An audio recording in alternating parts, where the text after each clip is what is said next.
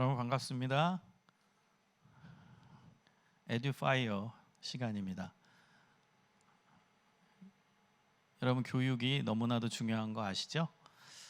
또 우리가 많이 배워야 또 우리 다음 세대들을 하나님이 기뻐하시는 모습으로 성장하는데, 성숙시키는데 큰 도움을 줄 수 있습니다. 여러분 이 시간 집중해서 우리가 교육에 대해서 생각하고 또 하나님의 말씀 안에서 우리에게 어떠한 메시지를 주시는지 또 깨닫는 시간이 되었으면 좋겠습니다.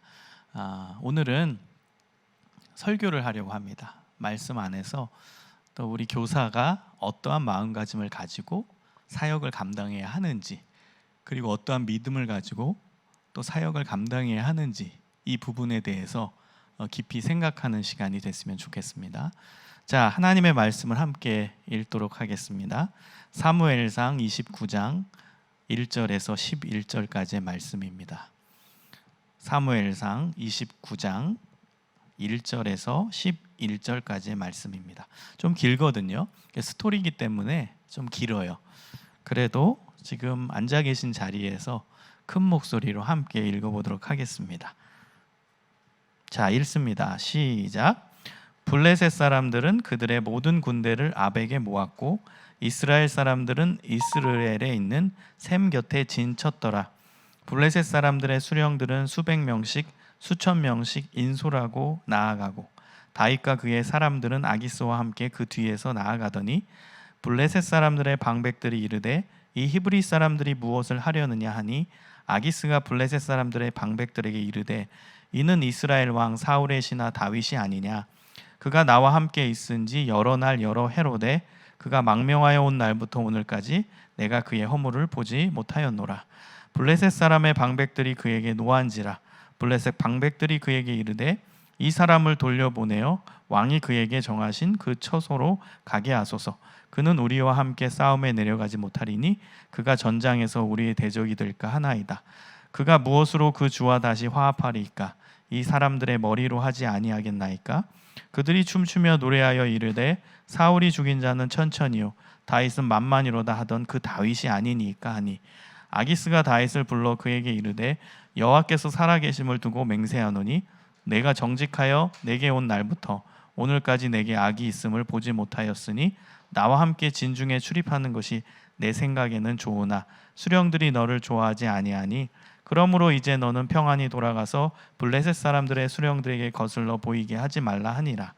다윗이 아기스에게 이르되 내가 무엇을 하였나이까? 내가 당신 앞에 오늘까지 있는 동안에 당신이 종에게서 무엇을 보셨기에 내가 가서 내 주 왕의 원수와 싸우지 못하게 하시나이까 하니 아기스가 다윗에게 대답하여 이르되 내가 내 목전에 하나님의 전령같이 선한 것을 내가 아나 블레셋 사람들의 방백들은 말하기를 그가 우리와 함께 전장에 올라가지 못하리라 하니 그런즉 너는 너와 함께 온 내 주의 신하들과 더불어 새벽에 일어나라.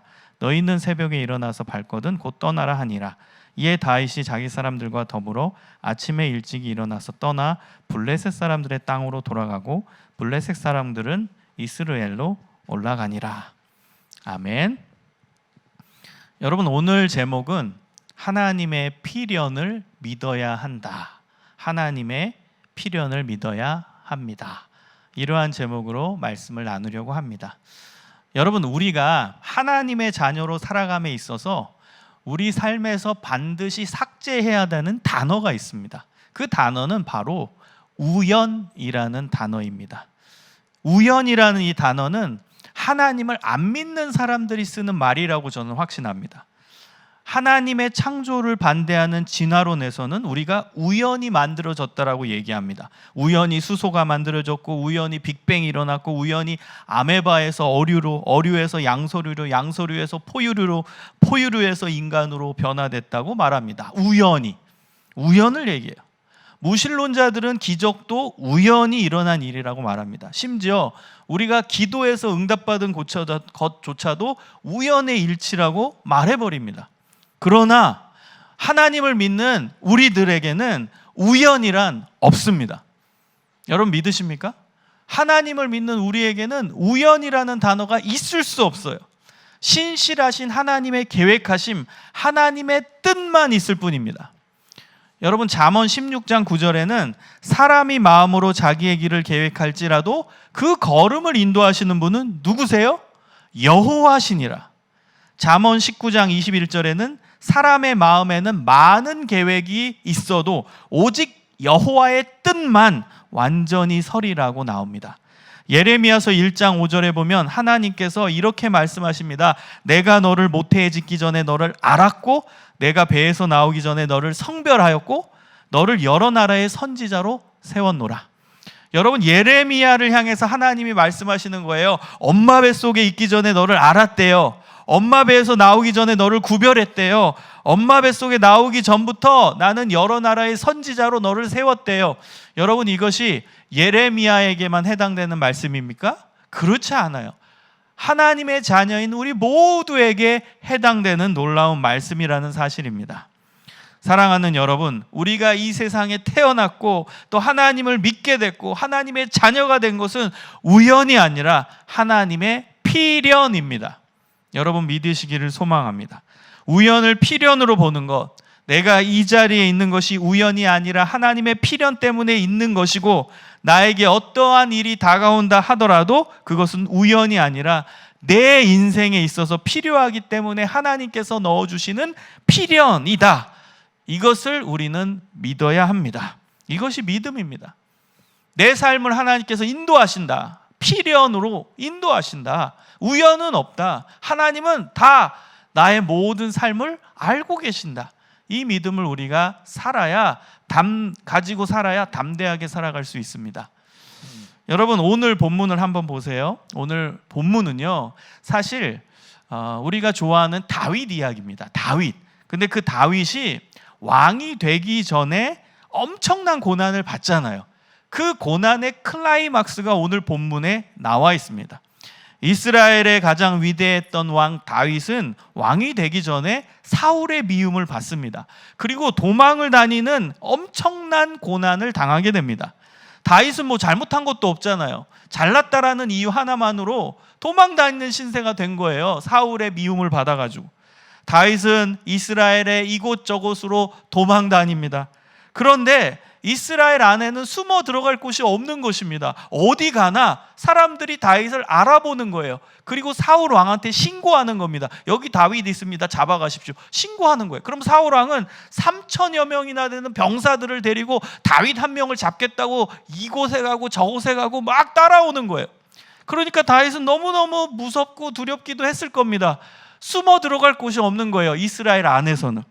그래서 결국 조국 이스라엘을 떠납니다. 그리고 어디로 숨어 들어가냐? 원수의 나라였던 블레셋으로 숨어 들어갑니다. 다윗의 인생 가운데서 가장 최악의 고난의 상황입니다. 가장 비참했던 삶의 모습입니다. 여러분, 블레셋이 어떤 나라예요?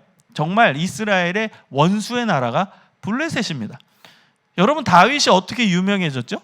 우리가 잘 알듯이 골리앗을 쓰러뜨리고 일약 스타가 된 사람이 다윗입니다.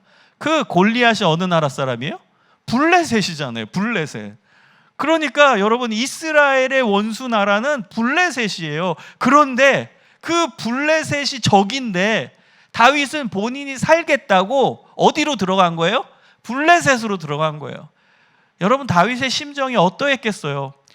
목숨 하나 부지하겠다고 살겠다고 원수의 나라 블레셋에 들어간 그 비참한 다윗을 여러분 상상해 보시기 바랍니다. 도망갈 곳이 없어가지고 블레셋 가지 말아야 할 곳이에요. 거긴 원수의 나라예요. 골리앗의 나라였다고요. 근데 거기에 들어갔어요. 얼마나 불쌍하고 얼마나 비참합니까? 그리고 다윗은요, 지금 이제 블레셋에 들어갈 때는 한마디로 지금 목숨을 걸고 간 거죠. 블레셋에 갔는데 사람들이 다윗을 알아볼까요? 몰라볼까요? 알아보겠죠. 골리앗을 쓰러뜨린 장수였는데 골리앗을 쓰러뜨린 사람이 다윗인데 다윗을 모르겠습니까? 그러니까 지금 다윗은요, 이스라엘에 숨어 들어갈 곳이 없으니까 또 도망갔지만 그 블레셋에서도 살지 죽을지 모르는 상황인 거예요. 사람들이 나를 알아보고 죽이면 어떡하지? 그 두려움도 있었을 거예요. 그러나 이스라엘보다는 블레셋이 그래도 낫겠다. 그래서 내가 가겠다 하고 들어간 것입니다. 그리고 블레셋에 가드 지방에 가서 가드 왕 아기스에게 정치적인 망명을 요청합니다. 그러니까 다윗은 좀 머리를 썼던 것 같아요. 왜냐하면 그 당시에 이스라엘과 블레셋은 원수지간이었거든요. 전쟁 중에 있었거든요. 그런데 사울 왕이 다윗을 미워한 것을 블레셋도 알고 있었어요.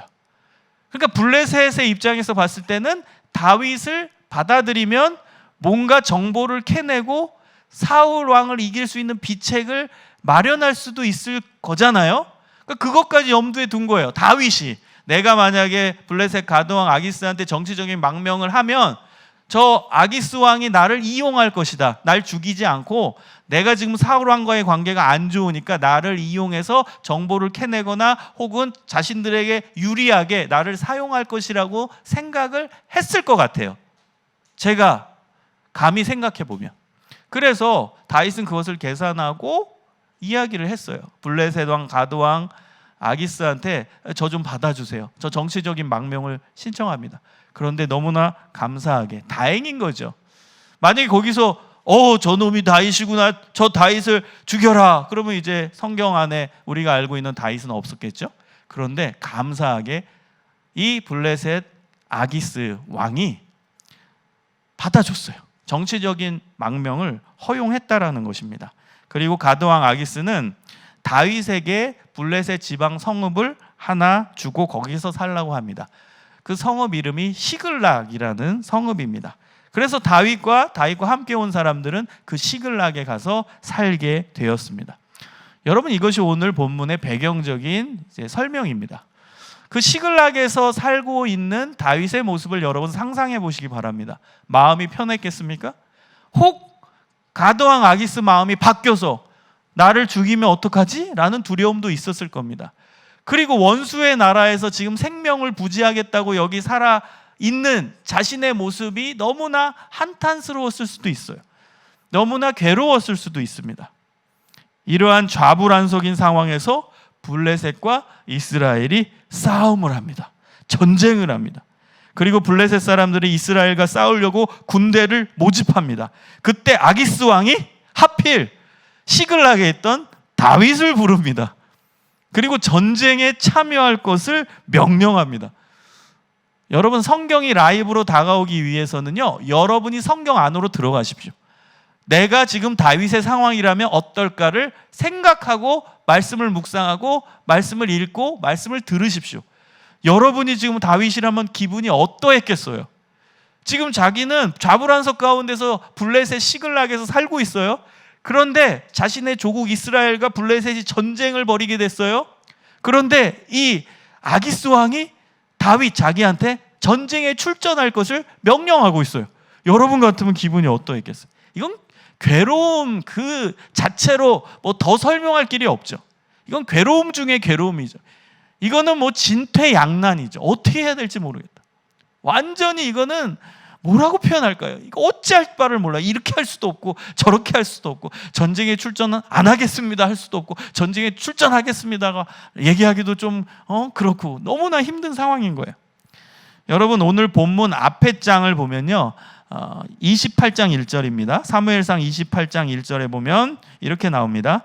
그때의 블레셋 사람들이 이스라엘과 싸우려고 군대를 모집한지라 아기스가 다윗에게 이르되 너는 밝히 알라. 너와 네 사람들이 나와 함께 나가서 군대에 참가할 것이니라. 군대에 참가하래요. 그리고 더 놀라운 것은 아기스 왕이 다윗을 경호대장으로 세워요. 28장 2절을 보면 다윗을 영원히 내 머리 지키는 자를 삼겠다라고 나와요. 그냥 병사로서 출전하는 게 아니라요, 아기스 왕 바로 옆에서 경호대장으로서 전쟁에 참가할 것을 명령한 것입니다. 여러분, 요즘도요, 왕 대통령 바로 옆에서 이제 근접 경호를 하잖아요. 그 경호의 최종 이제 리더가 경호실장이잖아요. 그 경호실장의 역할을 지금 다윗이 하게 된 것입니다. 이게 말이 됩니까? 천하의 다윗이 이방 나라, 원수의 나라 우두머리의 경호대장이 될 판이 된 겁니다. 엄청난 일인 거예요. 엄청난 일. 다윗은 어쩔 수 없죠. 뭐 거기서 내가 못하겠습니다 얘기하면 이놈 봐라, 어쩐지 이놈 뭔가 스파이 노릇하려고 이 땅에 들어왔겠구나 뭐 생각할 수도 있잖아요. 저놈 죽여라 할 수도 있잖아요. 그러니까 하는 수 없이 네, 명령을 따르겠습니다. 제가 전쟁에 출전해서 아기스 왕 당신의 경호대장이 되겠습니다. 출전합니다. 명령을 수용합니다. 이제 오늘 본문 돌아오세요. 29장 2절에 보면 블레셋 사람들의 수령들은 수백 명씩 수천 명씩 인솔하여 나아가고 다윗과 그의 사람들은 아기스와 함께 그 뒤에서 나아가더니, 아기스 왕 바로 옆에서 지금 전쟁에 출전하고 있는 장면인 것입니다.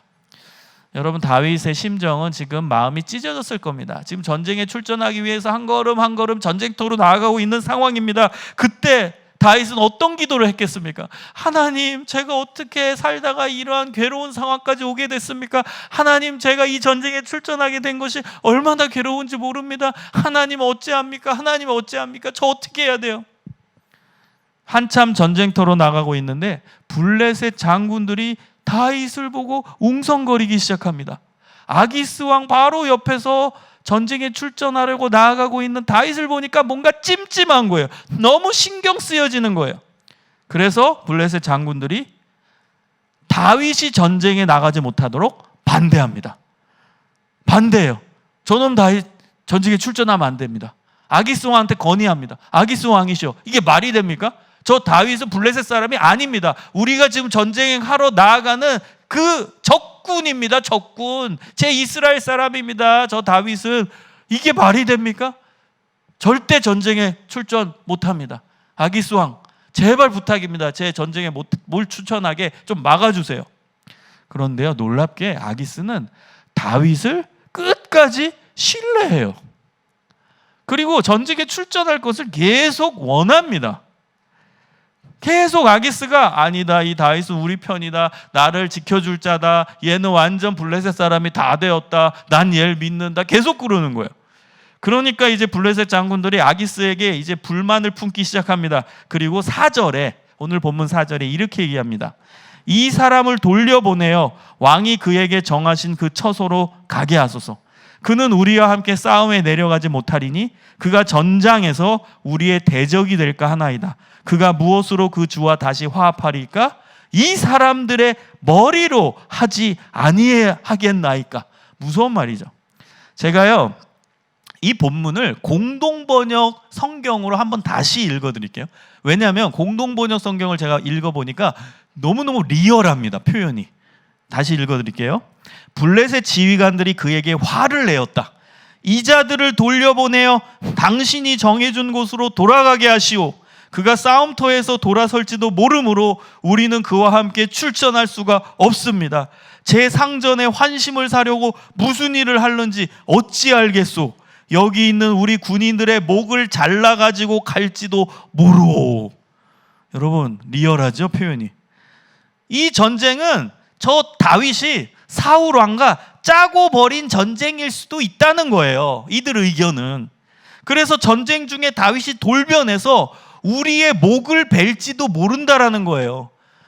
다윗은 굉장한 장수라는 거 이들이 다 알고 있어요. 사울이 죽인 자는 천천히요, 다윗은 만만히로다라는 말이 유행할 만큼 그는 이스라엘 최고의 장수고, 우리 블레셋 사람을 대량으로 학살했던 나쁜 놈이라는 거예요, 블레셋 입장에선.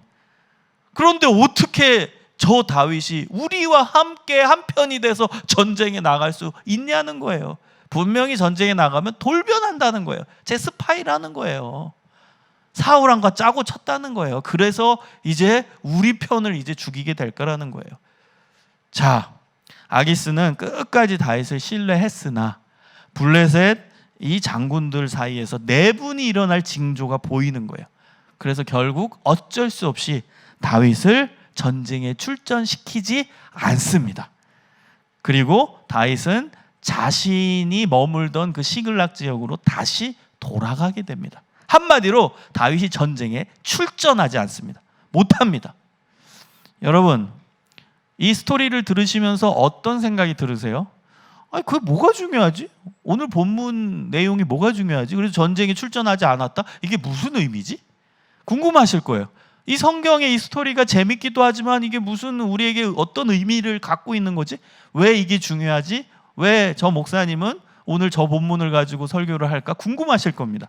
저는 이 본문이 다윗 인생에서 가장 중요하다고 봅니다. 가장 중요하다고 봐요.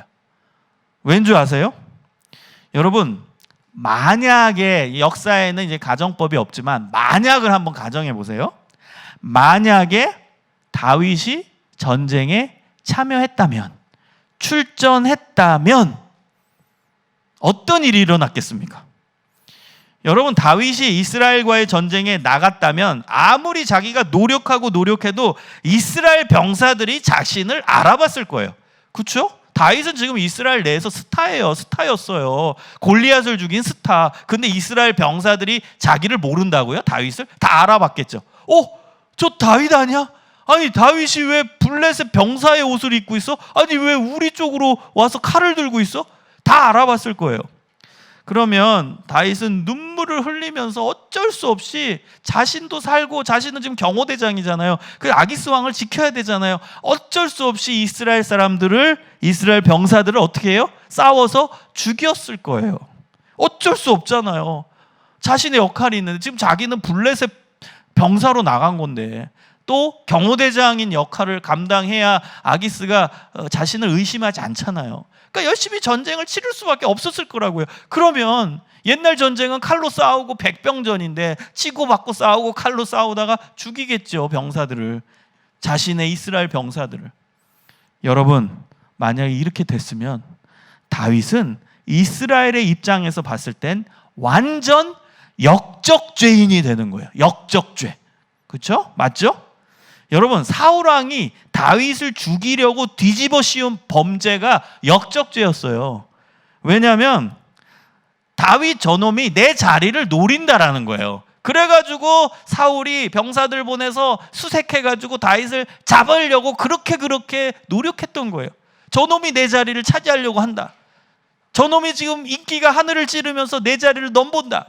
그 죄를 다윗한테 뒤집어 씌운 거예요. 그래서 다윗을 죽이려고 했던 거예요. 근데 만약에 이 전쟁에 진짜 출전했다면 진짜 역적죄인이 되는 거죠. 여러분, 놀라운 것은요, 이 전쟁에서 사울왕이 출전했거든요.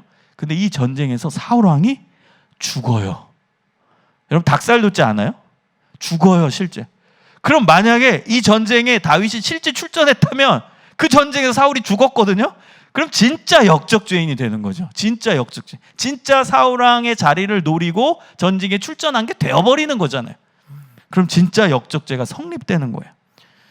너무나 놀랍죠. 다윗은 무서운 범죄자가 될 수밖에 없는 상황이 됐을 거예요. 그뿐만이 아닙니다. 여러분, 나중에 다윗이 왕이 되더라도 왕으로서의 자격을 그는 갖추지 못했을 거예요. 이스라엘의 왕이 원수였던 블레셋의 앞잡이가 되어 우리 민족을 치료했다라는 과거가 있었다면 절대로 다윗은 이스라엘의 왕이 될 수 없었을 것이고 왕으로서의 정당성을 갖추지도 못했을 겁니다. 여러분, 그래서 오늘 본문이 다윗 인생에서 제일 중요한 본문이었던 거예요. 제가 생각하기. 사랑하는 여러분, 하나님은 다윗의 먼 미래까지 다 보고 다 알고 계셨기 때문에 하나님께서 다윗을 보호하셔서 이스라엘 민족과 싸우지 못하게 하신 것입니다. 여러분, 놀랍죠? 저만 놀랍나요? 여러분, 우리 하나님은 우리보다 우리를 더 잘 아시는 분입니다. 우리의 일거수일투족을 다 아시는 분입니다. 그래서 하나님은 실수가 없으신 분입니다. 우리 눈에 보기에는 아주 작은 일상적인 사건 같아 보이지만 결국 선으로 가는 과정인 거예요. 하나님이 다 인도하시는 겁니다. 여러분, 이 믿음을 가지셔야 됩니다. 여러분, 우리 눈에는 우연같이 보여지는 모든 사건들, 그게 우연이 아닙니다. 하나님의 신실하신 인도하심이 그 안에 숨겨져 있는 것입니다.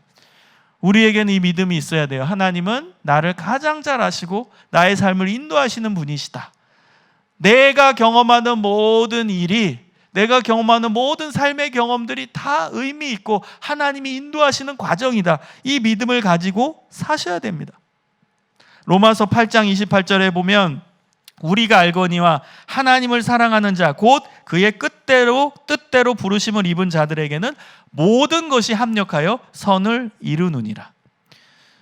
여러분, 제가 굉장히 좋아하는 말씀이 있거든요. 그 말씀이 마태복음 10장 29절에서 31절에 예수님께서 하신 말씀입니다. 참새 한 마리가 한 아사리온에 팔리는 것이 아니냐. 그러나 너희 아버지께서 허락하지 아니하시면 그 하나라도 땅에 떨어지지 아니하리라. 너희에게는 머리털까지 다 세신 바 되었나니 두려워하지 말라. 너희는 많은 참새보다 귀하니라. 아멘. 여러분, 우리가 믿는 예수님의 입으로 하신 말씀입니다. 여러분, 우리의 머리털 개수를 예수님은 뭐래요? 다 세신 바 됐대요. 저는 이 말씀 너무나 감격적이에요. 여러분, 머리털 개수 몇 개인지 아는 분? 저는 제 머리털 개수 몇 개인지 모릅니다. 여러분은 아세요? 머리털 개수 세다가 머리털 다 빠집니다. 셀 수 없어요. 우리 머리털을 어떻게 셉니까? 이 메시지는 어떤 의미를 담고 있을까요? 사실 나를 제일 잘 아는 존재는 나입니다. 맞죠? 여러분을 제일 잘 아는 존재는 여러분 자신입니다. 그런데 나는 내 머리털 개수가 몇 개인지 몰라요. 근데 하나님은 알고 계세요. 무슨 뜻이죠? 하나님이 나보다 나를 더 잘 아신다라는 거예요. 하나님이 나보다 더 잘 아신다. 여러분, 이 믿음을 가지시기를 소망합니다. 하나님이 나보다 더 나를 더 아신대요. 그리고 하나님께서 허락하지 아니하시면 참새 한 마리가 동전 몇 푼에 시장에서 팔리는 것도 이루어지지 않는데요. 그리고 참새가 땅에 떨어지지 않는데요. 하나님이 허락하지 아니하시면. 여러분, 하나님은 모든 걸 다 아신대요. 모든 역사를 인도하시고 주관하시는 분이래요. 여러분, 이 믿음을 회복하셔야 됩니다. 하나님이 모든 걸 다 아세요. 하나님이 모든 걸 다 인도하십니다. 여러분, 인생 가운데 우리는 이제 어려움이 찾아올 때, 특히 이제 고난이 찾아올 때 너무 힘들잖아요. 왜 이런 고난이 나에게 찾아왔을까? 왜 이런 어려움이 찾아왔을까? 이건 개인적인 어려움일 수도 있고, 가정적인 어려움일 수도 있고, 지금과 같은 국가적인 어려움일 수도 있고, 전염병과 같은 어려움이 찾아오잖아요. 그럼 이런 일이 왜 일어나는지 너무너무 힘들잖아요. 해석할 수 없을 때 너무너무 힘들잖아요. 그때 우리는 이렇게 표현할 때가 있어요. 하나님 아십니까? 내가 얼마나 힘든지 하나님은 아시냐고요. 내가 얼마나 괴로운지 하나님은 알고 계세요. 제가 이렇게 억울한 일을 당했는데 하나님은 알고 계시냐고요. 우리 이렇게 이야기할 때, 말할 때 하나님께 따지듯 기도할 때가 있습니다. 여러분, 정답은 뭐예요? 하나님은 아십니다. 여러분, 참새 한 마리도 시장에서 팔리는 거 하나님이 아신대요. 하나님이 허락하지 않으면 참새도 떨어지지 않는데요. 내 머리털 개수도 하나님이 다 아신대요. 그 하나님이 내 억울한 거, 내가 힘든 거, 내가 고난당하는 거 모르시겠어요? 다 아시죠. 여러분, 진짜 고난은요, 해석할 수 없는 고난이 진짜 고난이에요. 더 정확히 얘기하면 하나님이 내 고난을 모르시겠지라는 생각이 강하게 들어올 때 그 고난은 진짜 고난이에요. 그런데 하나님이 내 어려움을 알고 계신다, 이 하나만, 이 해석 하나만 갖고 있어도 여러분 희망입니다. 그리고 담대하게 이 고난을 이겨낼 수 있어요. 하나님이 아시는데. 저는 이 단어를 씁니다. 어떤 단어냐? 허용이라는 단어. 허용은 제가 생각하기에는 원해서 이렇게 막 주는 건 아니에요. 그거 주는 거죠. 허용은 수동적인, 이게 네 인생에 필요해서 요 정도 반응, 이게 허용이에요. 주는 건 가져라, 내가 주기 원한다, 가져라, 이게 주는 거고, 허용은 이거 좀 그렇지만 또 필요해서 그래, 그냥 이거 좀 이렇게 경험해, 알았지? 이게 허용이에요. 여러분, 고난은 하나님의 허용이에요. 주기 원해가지고 막 적극적으로 주시는 분이 아니에요. 우리 하나님 좋은 분이에요. 그런데 우리 인생에서 필요하기 때문에 허용하신 거예요.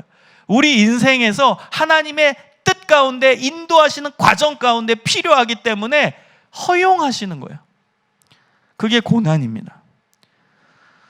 사랑하는 여러분, 우리는 고난이 오거나 어려움이 올 때, 특히 인생 가운데, 그때 우리 머릿속에 인과응보가 작동할 때가 있어요. 인과응보. 내가 뭐 잘못했나? 내가 잘못해서 벌을 받나? 내가 잘못해서 이러한 어려움이 왔나?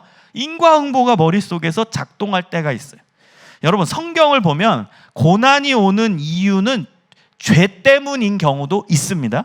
인과응보 때문일 수도 있습니다. 그러나 고난이 오는 원인 전부가 죄 때문은 아닙니다. 고난이 오는 또 하나의 중요한 이유는 바로 신앙 성숙을 위한 교육 과정의 일환으로 하나님께서 허용하신다는 거예요.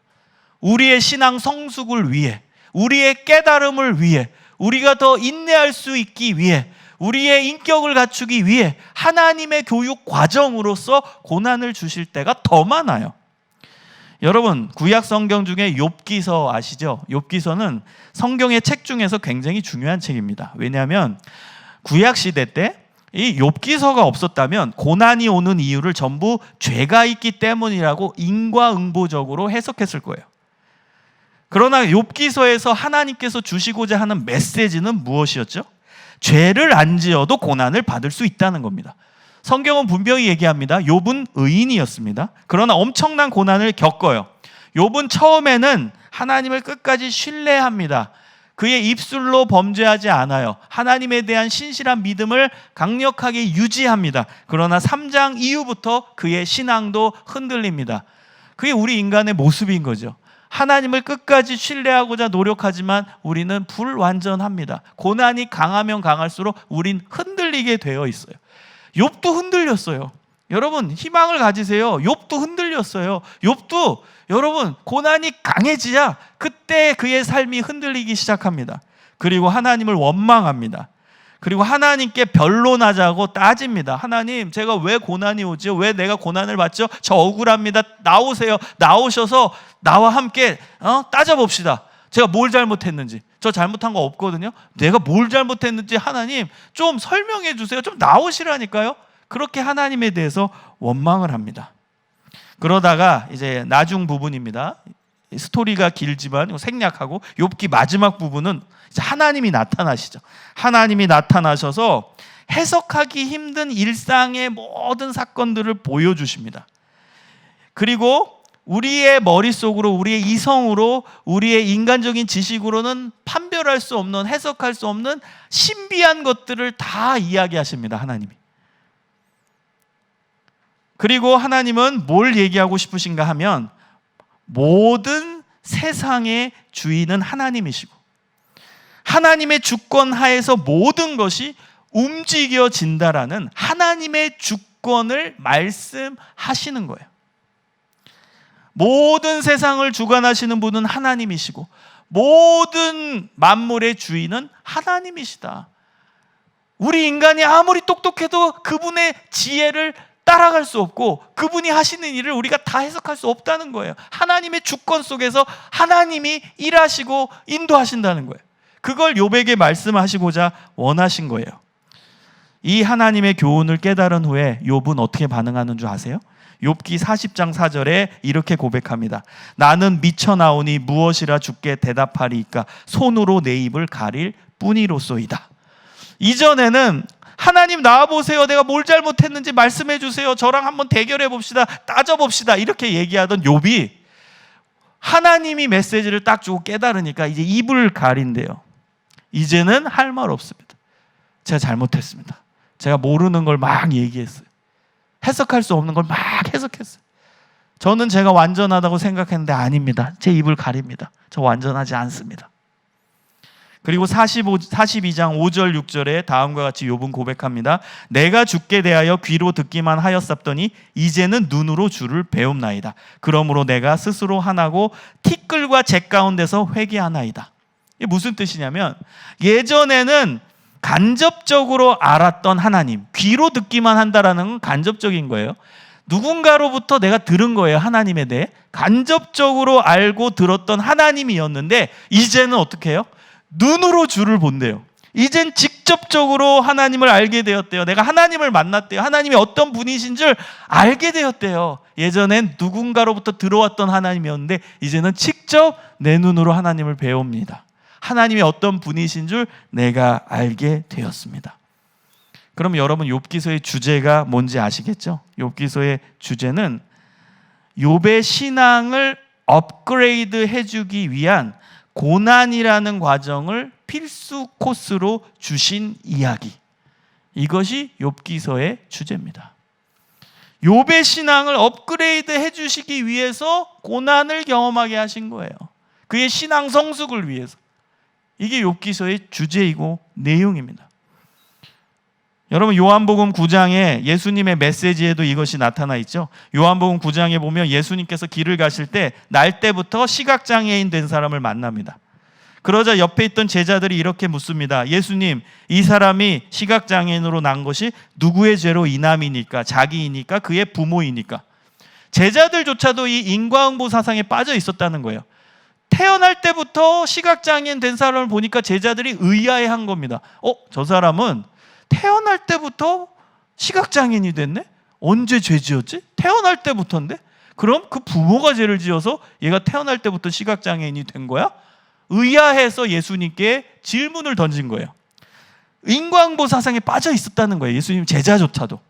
그때 예수님께서 요한복음 9장 3절에 이렇게 말씀하십니다. 예수께서 대답하시되 이 사람이나 그 부모의 죄로 인한 것이 아니라 그에게서 하나님이 하시는 일을 나타내고자 하심이라. 하나님이 이 사람을 쓰시기 위해 고난이 왔다는 놀라운 해석을 예수님께서 하시는 거예요. 우리는 알 수 없죠. 그러나 하나님은 하신다는 거예요. 하나님의 일을 위해. 그래서 이 시각장애인이 성경에 기록되어 있잖아요. 하나님의 일을 하신 분이잖아요. 여러분 이 시각장애인 얼마나 힘들게 살았겠어요. 그러나 예수님을 만났고 그리고 성경에 기록되어 있잖아요. 놀라운 일을 하신 분이 된 거예요. 여러분 하나님의 인도하심 그 과정이 고난일 수 있다는 거예요. 하나님의 인도하시는 과정을 보여주시는 거예요. 고난을 통해서. 사랑하는 여러분, 하나님께서 이렇게 세심하게 우리를 보살펴 주십니다. 이제 좀 담대해지세요. 고난이 와도 담대해지세요. 하나님이 알고 계세요. 하나님이 허용하셨어요. 하나님이 내 신앙을 업그레이드 하시기 위한 과정으로 주셨어요. 그래서 저는 개인적으로 시편 37편 24절의 말씀을 좋아합니다. 그는 넘어지나 아주 엎드러지지 아니함은 여호와께서 그의 손으로 붙드심이라. 여러분 믿는 자의 모습은 바로 이러해야 한다고 생각해요. 우리도 인간이에요. 하나님을 믿는 자들도 인간이에요. 그래서 넘어지죠. 그리고 흔들리죠. 그러나 아주 엎어지지는 않아요. 왜? 하나님이 붙들어 주시기 때문입니다. 여러분 우리 믿는 자도 흔들리죠. 흔들리고 넘어질 것 같고 넘어지기도 하고 그러나 완전히 엎어지지는 않는데요. 하나님이 붙잡고 계시기 때문에. 하나님께서 내 삶을 우연이 아닌 필연으로 신실하게 인도해 주시는 분이라는 것을 여러분 굳게 믿는다면 일어설 수 있습니다. 일어설 수 있습니다. 사랑하는 여러분, 하나님께서 내 삶을 신실하게 인도해 주신다라는 믿음을 가지고 사는 사람은 이제 어떻게 살아야 하는지 고민해 봐야 됩니다. 어떻게 살아야 하냐? 그 답은 하나님이 나를 인도해 주신다라는 믿음에 반응해서 영적인 담대함을 가지고 마땅히 우리도 지금 주어진 인생의 시간 속에서 신실하게 살아야 합니다. 이것이 바로 신실하신 하나님이 나를 인도해 주신다라는 믿음을 갖고 사는 사람의 모습입니다. 여러분 한번 생각해 보세요. 만약에 내가 내 삶을 사는데 내 멋대로 살아요. 내 마음대로 살아요. 그 다음 하나님이 싫어하시는 세속적인 모습으로 살아요. 근데 고난이 찾아와요. 어려움이 찾아와요. 그래도 그때 이것은 하나님의 필연이니까 받아들이고 계속 내 마음대로 살아야지. 이게 맞는 거예요? 아니죠. 이거는 자기 합리화입니다. 아니 지멋대로 살다가 내 마음대로 살다가 세속적으로 살다가 고난이 왔어요. 근데 이건 하나님의 필연이니까 뭐 하나님의 뜻이니까 이렇게 말하면 안 돼요. 그건 자기 합리화예요. 그것은 진짜 자기 마음대로 산 죄에 대한 벌로서 오는 것일 수 있어요. 그래서 하나님의 필연을 믿는 사람은 어떻게 살아야 된다고요? 하나님처럼 신실하게 살아야 되는 거예요. 하나님이 신실하신 분으로 나를 신실하게 인도해 주시니까 그 믿음 가진 사람은 하나님을 닮아서 나도 신실하게 사는 거예요. 하나님처럼. 여러분 우리의 모델은 하나님이세요. 여러분 기독교 윤리는 하나님의 모습을 담는 겁니다. 그리고 하나님이 하신 일을 하는 겁니다. 여러분 레위기 11장 45절에 보면 나는 너희의 하나님이 되려고 너희를 애굽 땅에서 인도하여 낸 여호와라. 내가 거룩하니 너희도 거룩할지어다. 이것이 기독교 윤리입니다. 하나님이 거룩하시니까 너희도 거룩해라. 하나님 닮으라는 거예요. 마태복음 5장 48절에는 그러므로 하늘에 계신 너희 아버지의 온전하심과 같이 너희도 온전하라. 온전하다가 뭔지 아세요? 영어 성경을 보면 be perfect입니다. 하나님이 퍼펙트 하시니까 너희도 퍼펙트 하라. 되게 부담되는 말씀이죠. 여러분 이게 기독교 윤리예요. 하나님 닮는 거예요. 하나님 이런 분이다? 너희도 이래라. 여러분 예수님도 제자들의 발을 씻기시면서 뭐라고 말씀하시죠? 내가 너희들에게 샘플을 보였다. 모델을 보여줬다. 너희도 가서 이와 같이 행하라. 너희도 다른 사람의 발을 씻어주는 것이 마땅하니라. 예수님 내가 했으니까 제자인 너희도 똑같이 해라. 여러분 이게 기독교 윤리입니다. 하나님이 이런 분이니까 너희도 이런 사람이 되라. 하나님이 이런 일을 했으니까 너희도 이런 일을 해라. 여러분 이게 기독교 윤리예요. 자, 그렇다면 오늘 본문의 중요한 하나님의 이미지는 뭐예요? 신실한 하나님이잖아요. 신실한 하나님. 그럼 마땅히 우리도 신실하게 살아야 하는 것입니다. 여러분 신실과 비슷한 단어가 성경에 성실로 나옵니다. 성실, 신실. 이거 비슷한 의미입니다. 여러분 신실이라는 단어의 구성 요소를 제가 봤더니요, 첫 번째는 일관성입니다. 두 번째는 거짓이 없는 정직입니다. 그리고 세 번째는 최선을 다하는 헌신입니다. 그래서 제가 정의를 내려보면 신실하다라는 건 하나님 앞에 거짓이 없이 일관되게 최선을 다해 신앙생활하며 사는 것, 이게 신실하게 사는 거예요. 여러분 세 가지 꼭 기억하세요. 일관성, 거짓이 없는 정직, 최선을 다하는 헌신. 하나님 앞에 거짓이 없이 일관되게 최선을 다해 신앙생활하며 사는 것, 이게 신실하게 사는 거예요. 우린 이 모습을 가지고 살아야 하는 거예요. 그 사람이 하나님을 신실하게 섬기는 사람이고 하나님이 내 삶을 신실하게 인도해 주신다라는 믿음을 가지고 사는 사람의 모습인 것입니다. 여러분 오늘 본문으로 다시 한번 와보세요. 그럼 오늘 본문의 다윗의 모습을 보면 다윗은 원수의 나라의 왕이었던 아기스에게도 인정을 받았음을 알 수 있습니다. 처음에 아기스는 분명히 다윗을 정치적으로 이용하기 위해서 받아들였을 거예요. 그런데 다윗이 너무나도 신실하게 사는 거예요. 너무나도 신실한 모습을 보이는 거예요. 그래서 저는 분명히 아기스는 다윗의 신실한 모습 때문에 감동받았다라고 생각합니다. 그래서 그를 경호대장으로 삼은 거예요. 여러분 믿지도 못하는 사람을 경호대장으로 삼을 수 있겠어요? 목숨은 하나인데, 그리고 난 왕인데, 아기스 왕인데 내 목숨을 담보하고선 이 사람을 테스트할 수 있겠어요? 안 돼요. 다윗을 진짜 믿은 거예요. 그래서 바로 옆에서 나를 지키는 경호대장으로 삼은 거예요. 여러분 얼마나 신실하게 살았으면 이방 왕이 그 다윗을 믿었겠어요. 그리고 내 옆에서 나를 보호해 줄 사람으로 임명했겠습니까? 너무너무 신실하게 산 거예요. 다윗은.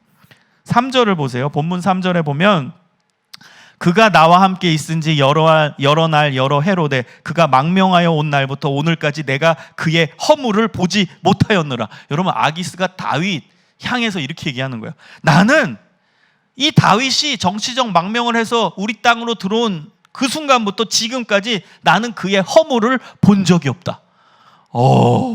여러분 얼마나 신실하게 살았으면 허물을 본 적이 없대요. 실수를 본 적이 없고 단점을 본 적이 없대요. 그리고 6절을 보면 이방 나라의 왕이었던 아기스가 다윗이 믿는 여호와 하나님을 알게 되고 하나님의 이름으로 다윗을 칭찬하는 모습까지 우리가 볼 수 있어요. 이거 너무나 놀라운 본문이에요. 6절을 다시 보세요, 여러분. 아기스가 다윗을 불러 그에게 이르되 여호와께서 살아계심을 두고 맹세하노니 내가 정직하여 내게 온 날부터 오늘까지 내게 악이 있음을 보지 못하였으니. 와, 여러분 이게 아기스가 한 말이에요. 하나님 여호와께서 살아계심을 두고 맹세한다. 이게 다윗이 한 얘기가 아니에요. 아기스 왕이 한 얘기예요. 아기스, 하나님을 모르는 아기스, 블레셋 사람 아기스 왕이 한 말이에요. 여러분 아기스가 하나님을 믿었다고 확실히는 알 수 없지만 다윗 때문에 분명히 그는 하나님을 알게 되었을 거예요. 그리고 하나님을 믿었을 수도 있어요. 다윗 때문에. 여러분 얼마나 다윗이 신실하게 살았는지 아시겠죠? 사랑하는 여러분, 하나님은 신실한 사람을 쓰십니다. 하나님의 일에.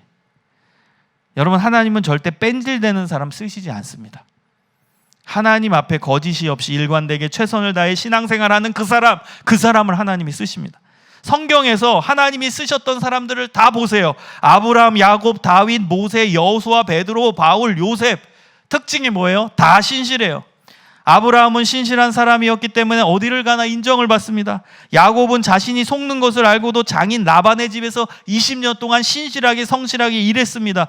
오늘 본문의 다윗은 왕이 되고 나서 하나님을 정말 뜨겁게 신실하게 섬겼어요. 그리고 하나님의 성전을 열심히 사모하면서 성실한 통치를 했습니다. 모세는 신실하게 남자만 60만 명이 되는 엄청나게 많은 이스라엘 백성들을 출애굽시켜서 가나안 땅으로 인도하는 역할을 했어요. 여호수아는 신실한 리더의 표본을 보이며 가나안 땅을 점령했습니다. 신약의 베드로는 신실하게 끝까지 예수님을 따랐죠. 뭐 중간에 인간적인 모습 때문에 예수님을 배신한 적이 있지만 결국 끝까지 예수님을 따르다가 순교의 자리로 나아가게 됩니다. 바울은 신실하게 목숨을 걸고 예수님을 전했고 그 신실함을 바탕으로 신약 성경의 반 이상을 썼습니다. 다 신실해요. 저는 구약에서 좋아하는 인물 두 명이 있습니다. 하나는 다니엘, 하나는 요셉이거든요. 구약의 요셉. 여러분 요셉을 잘 보세요. 요셉. 그는 진짜 신실한 사람이에요. 그는 아버지의 아들로서 얼마나 정말 잘난 아들로서 살았습니까? 그러나 형들의 미움을 받고 우리가 잘 알듯이 이집트의 종으로 팔려갑니다. 보디발이란 사람의 집에 들어가게 돼요. 여러분 같으면 어떡하겠어요? 사랑받는 아들에서 한순간에 종이 됐어. 저 같았으면 아이고 내 인생 꼬였네, 내 인생 꼬였네, 아이고 내가 사랑받는 아들에서 이게 뭐야, 이제 종이 됐네, 이제 내 인생에 희망이 없네, 그냥 대충 살다가 그냥 대충 가야지, 이랬을 수도 있어요. 그런데 요셉은 종이 돼서 열심히 살아요. 신실하게 살아요. 대단하지 않아요? 모든 걸 맡겨요. 누가? 주인이었던 보디발이. 여러분 얼마나 신실하게 살았으면 주인이 모든 것을 종에게 맡기겠습니까? 그러다가 이제 위기가 찾아오죠. 보디발의 이제 아내가 이제 요셉을 유혹하는데 이제 요셉은 하나님의 말씀을 지키려다가 누명을 씌워서 결국 감옥에 가죠. 그럼 이쯤 되면 이제 신실함을 버려야 되지 않아요? 하나님, 내가 신실하게 살았더니 그 인생의 결과가 감옥행입니까? 완전 내 인생 밑바닥까지 왔습니다. 이제 저 신실함 버립니다. 이제 내 멋대로 살 겁니다. 아이고 신실하게 살았더니 이게 뭐야, 내 꼴 좋네, 아이고 이게 뭐야, 감옥에서 이제 썩다가 죽겠네, 이랬을 수도 있죠. 그런데 요셉은 어떻게 살아요? 그 감옥에서도 신실하게 살아요. 여러분 얼마나 신실하게 살았으면은 간수가, 그러니까 감옥에서 죄수들을 관리하고 지키는 간수가 자신의 업무를 죄수였던 요셉에게 맡겨요. 이게 가능한 일일까요, 여러분? 여러분 얼마나 신실하게 살았으면 어떻게 간수가 죄수한테 일을 맡겨요? 말도 안 되는 일이죠. 여러분 요셉이 어떤 사람인지 이제 아시겠어요? 그는 신실함의 대명사입니다. 신실함. 그래서 하나님께서 그를 주목하신 거예요. 그 신실함 때문에 주목하신 거예요. 그래서 결국 나중에 이집트 총리로 세우시고 그 다음에 7년 흉년 때 고대 근동지방 사람들 굶어 죽지 않게 하는 역할을 요셉에게 맡기신 거예요. 한순간에 맡기신 게 아니라 그의 인생 전체를 하나님은 보고 계신 거예요. 어떤 부분? 신실함의 모습을 보고 계셨던 겁니다. 여러분 이 채널을 보고 계시는 교사, 선생님들, 사역자 여러분, 제일 중요한 게 뭐예요? 신실함이에요. 여러분이 맡겨진 자리에서 신실해야 돼요. 여러분 지금 코로나 이 상황 가운데서도 여러분 영혼에 대한 신실함이 있어야 돼요. 여러분이 맡고 있는 자녀들, 여러분이 맡고 있는 아이들에 대해서 여러분 얼만큼 최선을 다해 사역하고 계십니까? 신실함이 가장 중요해요. 어느 상황이든지. 상황이 중요한 게 아니에요. 아 코로나니까 뭐 대충 해야지, 뭐 어쩔 수 없잖아 지금 상황에. 아니에요. 그럼 요셉은 감옥 갔는데 신실하게 왜 살아야 돼요? 그건 최악의 상황이잖아요. 그럼 이제 대충 살아야지 할 수도 있잖아요. 그런데 요셉의 신실함은 상황과 장소와 관계없어요. 언제나 신실하지. 그래서 성경은 요셉의 신실성에 대해 이렇게 언급합니다. 여호와께서 요셉과 함께 하심이라. 하나님께서 함께 하시는 자의 외적인 모습이 바로 신실함입니다. 그래서 결국 그는 이집트 총리가 돼서 많은 생명을 살렸어요. 7년 대흉년이 왔을 때 음식을 잘 저장했고, 풍년 때 저장했다가 흉년 때 잘 곡식을 분배해주는 그런 역할을 해서 많은 생명을 살렸어요. 굶어 죽지 않도록 육체의 생명을 살리는 선한 영향력의 인생을 살아가게 되고 선한 영향력을 발휘하게 됩니다. 사랑하는 여러분, 우리에게 필요한 신실함, 오늘 말씀을 들으면서 결단했으면 좋겠어요. 나 신실하게 살아야지. 하나님 앞에 누가 보든지 안 보든지 어떤 상황이든 어떤 장소든 나는 신실해야 돼. 하나님이 나를 교사로 맡겨주시니 나는 신실해야 돼. 하나님이 나를 사역자로 세워줬으니 신실해야 돼. 나를 하나님의 자녀로 세워주셨으니 하나님처럼 나도 신실하게 살아야 돼요. 여러분, 마지막입니다. 하나님이 우리를 하나님의 뜻대로 신실하게 인도해 주신다라는 믿음을 가지고 있다면 우리가 해야 할 한 가지가 더 있어요. 그것은 오직 믿음으로 더 좋은 미래를 기대하며 살아가십시오. 여러분, 우연이 없는 하나님의 필요는 숙명론이 아닙니다. 그래서 이 부분까지 설교해야 완성이 돼요. 어떤 사람은 여기까지 설교하면 그러면 뭐 어떤 어려움이 오고 뭐 고난이 오고 뭐 요셉처럼 억울한 일이 당해도 뭐 인생은 그런 것이니 그냥 이렇게 받아들이고 살아가야 되는 건가? 여러분, 그렇지 않아요. 잘못된 일이 닥치고 안 좋은 삶의 환경이 찾아오고 그걸 하나님의 필연으로 여기고 계속 그렇게 살아가라는 의미가 아닙니다. 여러분, 만약에 안 좋은 상황, 힘든 상황, 고난의 상황이 왔다면 그것은 더 나은 삶, 더 좋은 것을 하나님이 주시기 위한 준비 기간이에요. 준비 기간. 하나님은 기본적으로 우리에게 좋은 것을 주시기 원하시는 분이에요. 하나님 입장에서 좋은 것, 우리 입장에서 좋은 것, 그 좋은 것을 주시기 원하시는 분이에요. 마태복음 7장 11절에 보면 예수님께서 이렇게 말씀하십니다. 너희가 악한 자라도 좋은 것으로 자식에게 줄 알거든 하물며 하늘에 계신 너희 아버지께서 구하는 자에게 좋은 것으로 주시지 않겠느냐. 이 구절만 보면 우리 하나님의 마음을 여러분 이해할 수 있습니다. 하나님은 우리를 좋은 것으로 인도하시기 원하고 우리가 자식이에요. 하나님의 자식. 그래서 좋은 것을 주시기 원하는 좋은 하나님이십니다. 자, 어떤 사람은 하나님에 대해 오해합니다. 하나님은 맨날 고난만 주시는 분, 우리 인생은 그 고난을 견디어내는 것. 이거 오해입니다. 오해예요. 여러분, 고난을 비유로 들면 마치 스페셜한 반찬이라고 비유를 들 수 있을 것 같아요.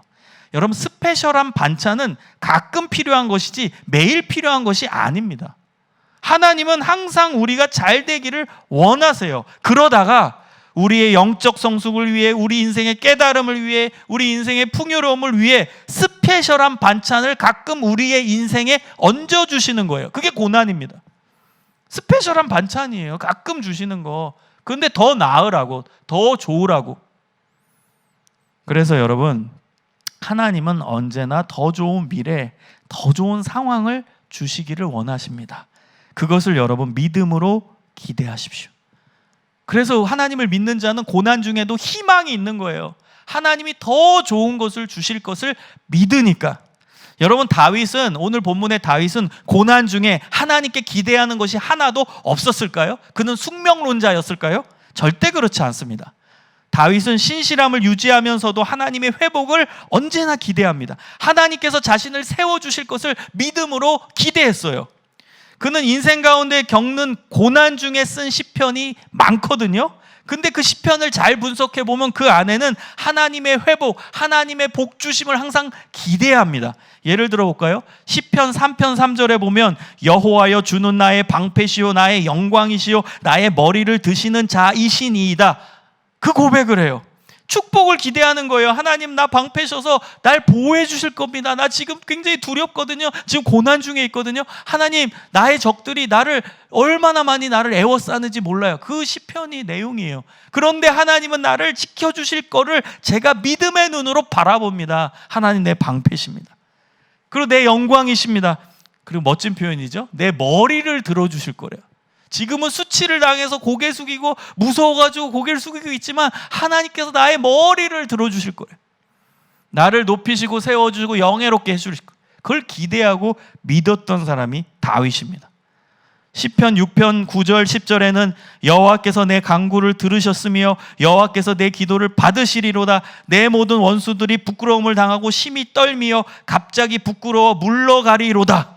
이거 아직 안 일어났어요. 근데 믿음으로 바라보는 거예요. 지금 내 적들이 너무 많아서 날 괴롭히지만 물러간대요. 부끄러워서 물러가리래. 이거 미래잖아요. 아직 안 일어났어요. 그 미래를 기대하는 거예요. 믿음의 눈으로.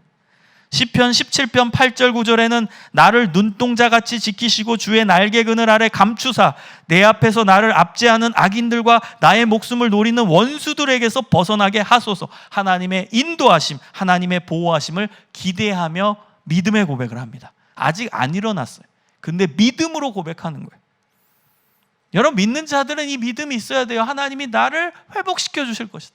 나에게 좋은 것을 주실 것이다. 나의 삶에 최고의 것으로 하나님 채워주실 것이다. 그 믿음을 갖고 희망차게 살아가는 게 신실하게 살아가는 사람의 모습인 겁니다. 구약에서 제일 불행한 여인이었다라고 얘기하는 룻은 어때요? 룻 아시죠? 룻기서의 룻. 그녀는 남편을 잃고 친정으로 돌아가도 되는데 시어머니를 따라서 이방 나라 유다 베들레헴에 왔습니다. 그는 이스라엘 사람들이 사람 취급도 안 했던 이방 사람이었어요. 게다가 그는 과부입니다. 베들레헴에서 할 수 있는 것은 아무것도 없었어요. 그래서 무슨 일을 하죠? 남의 밭에 이삭을 줍는 일을 해요. 이거 거지 생활을 하는 거예요. 그게 고상한 일이 아니에요. 남의 밭에 가서 다 이제 추수를 하고 이삭 떨어진 걸 주워가지고 그거 죽 끓여 먹고 사는 삶을 살아가는 거예요. 최빈민층의 삶을 사는 거예요. 그런데요, 룻에게는 믿음이 있었어요. 하나님을 향한 믿음. 그 믿음 때문에 이 베들레헴에도 온 거예요. 믿음. 하나님께서 더 좋은 것을 주실 것이라는 미래에 대한 기대를 가지고 있었어요. 그래서 신실하게 살았어요. 얼마나 신실했으면 남의 밭에서 이삭을 줍는 그 일을 하는데도 최선을 다하는 거예요. 여러분, 그 일 누가 알아줘요? 아니, 남의 밭에서 그거 줍는 힘든 일, 아무도 하고 싶지 않은 그 일을 하고 있는데도 너무너무 열심히 일하는 거예요. 그랬더니 누가 주목해죠? 보아스라는 사람이, 밭 주인이 주목하는 거예요. 여러분, 신실함이 그렇게 중요해요. 어떤 일을 하든지 어떤 상황이든지 끝까지 신실한 거예요.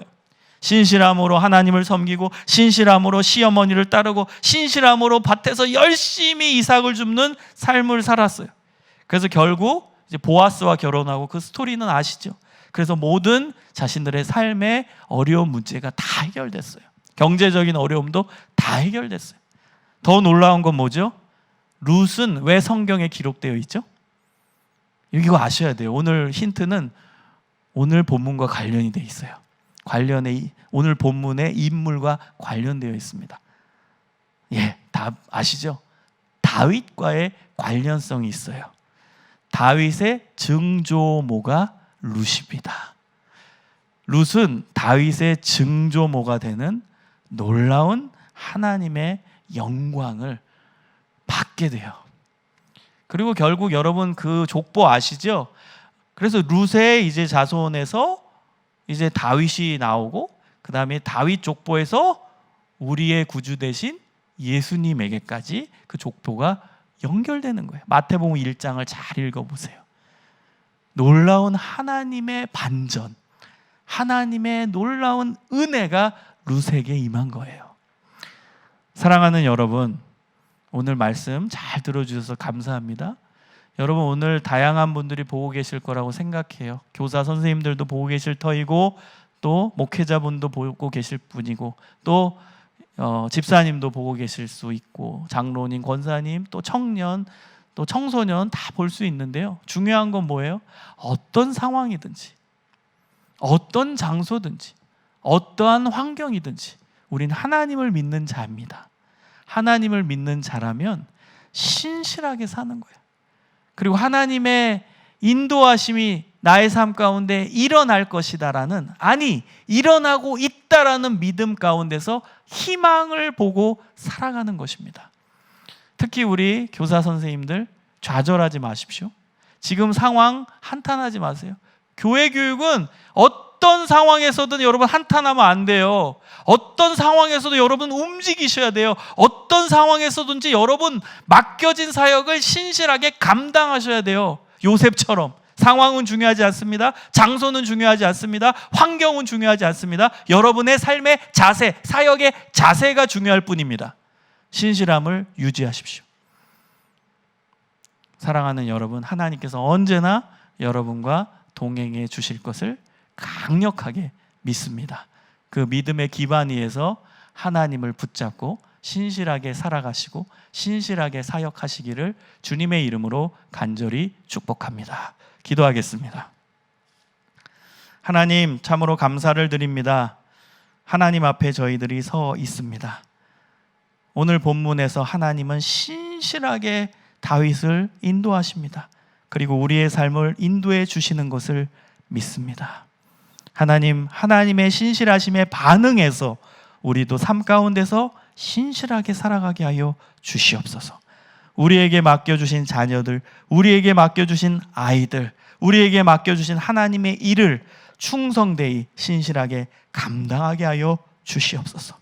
그리고 어떠한 삶의 환경이 찾아온다 하더라도 하나님이 나와 함께 하시고 나를 인도하고 계시다라는 믿음 하나 붙잡고 나아가게 하여 주시고, 더 나은 미래를 약속하시는 하나님의 회복을 기대하며 살아가게 하여 주시옵소서. 감사드리오며 예수님 이름으로 간절히 기도드립니다. 아멘.